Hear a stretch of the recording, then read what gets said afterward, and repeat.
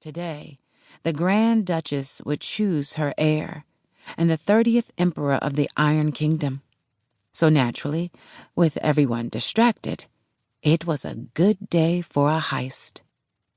As the abbesses in their shimmery silver robes roamed the aisles, two older women scooted into the pews a few rows up.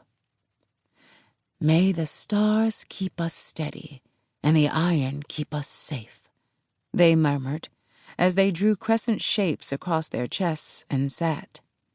One of them had a mechanical hand, a sign that she had been infected with the plague 20 years ago.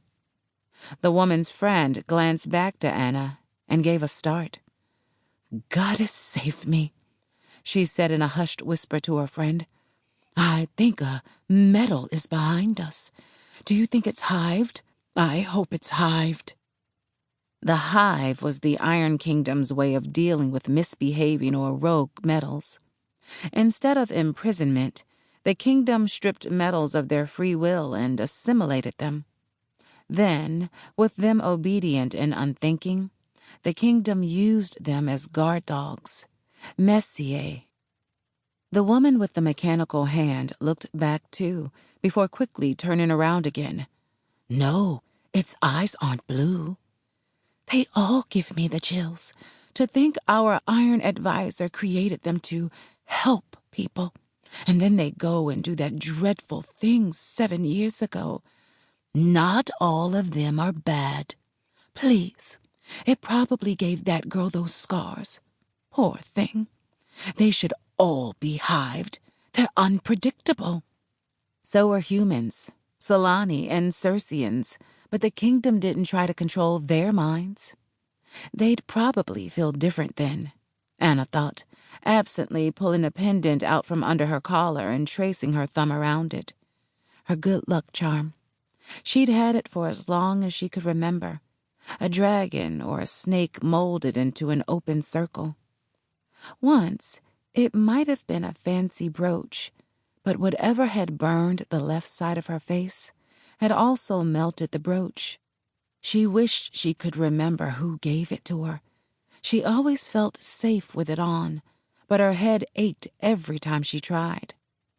Captain Siege had found her and Di in an escape pod in the wreckage of a cargo ship.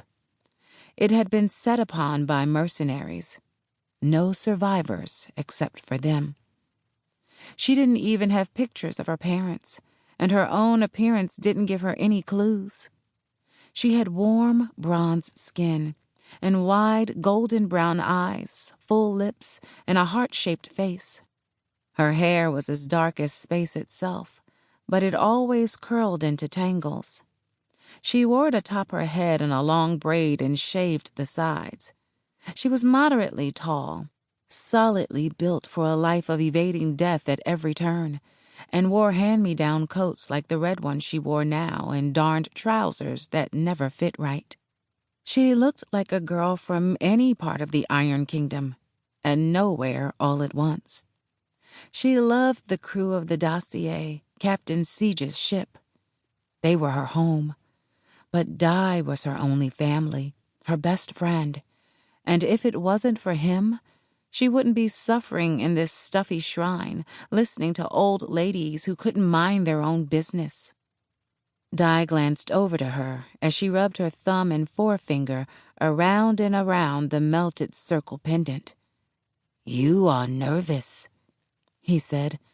"Am not," she lied, but when he flicked his eyes down to her pendant, she dropped it back underneath her shirt and admitted, "Maybe a little.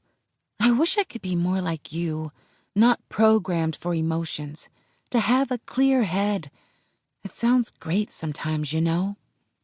"I am unsure. I know nothing else." He flicked his white-eyed gaze to her. "If you are nervous, then we could leave. We're staying." "But the captain did not want us to pursue."